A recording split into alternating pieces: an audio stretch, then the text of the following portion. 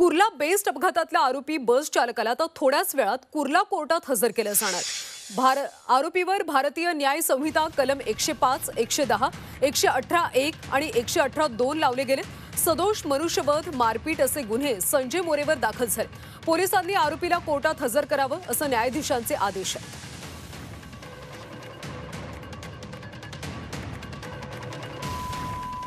Kurla best अपघातातल्या आरोपी बस चालकाला आता थोड्याच वेळात कुर्ला कोर्टात हजर केलं जाणार आहे। आणि या संदर्भात अधिकची माहिती घेऊयात आमचे प्रतिनिधी अमोल पेडणेकर यांच्याकडून।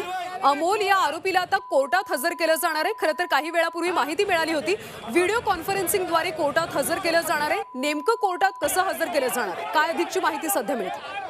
नक्कीच जी माहिती समोर आली होती व्हिडिओ कॉन्फरन्सिंगद्वारे हा जो आरोपी आहे त्याला कोर्टासमोर हजर करण्यात येणार होतं, परंतु ज्या पद्धतीचे सेक्शन्स या आरोपीवर लावण्यात आलेले आहेत त्याच्यानुसार या ठिकाणी व्हिडिओ कॉन्फरन्सिंग करणं शक्य होणार नाही असं न्यायाधीशांकडून सांगण्यात आलं। त्याच्यामुळे पोलिसांना अखेर आता न्यायालयात या आरोपीला आणणं गरजेचं असणार आहे आणि त्याचसाठी या संपूर्ण कोर्टाचा जो परिसर आहे त्या ठिकाणी आता पोलीस सुरक्षा व्यवस्था वाढवण्यास सुरुवात झालेली आहे। क्यूआरटीची टीम आता कुर्ला कोर्टामध्ये आलेली आहे आणि त्यांनी आता त्यांची जागा घेतलेली आहे। कुठल्याही क्षणी हा जो आरोपी आहे हा कोर्टात येईल आणि त्याला न्यायालयासमोर हजर केलं जाणार आहे आणि त्यासाठीची जी तयारी आहे ती पोलिसांकडून सध्या केली जाते।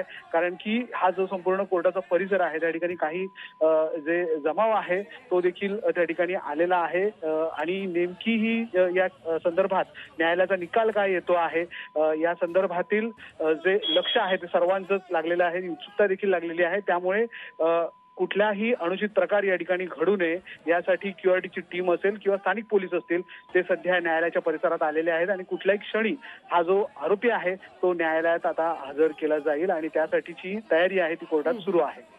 अमोल, धन्यवाद या माहितीसाठी। तर कुठल्याही क्षणी आता या आरोपीला कोर्टात हजर केलं जाणार आहे। कोर्टात आज नेमकी कशा पद्धतीने सुनावणी होते याकडे आता लक्ष असेल।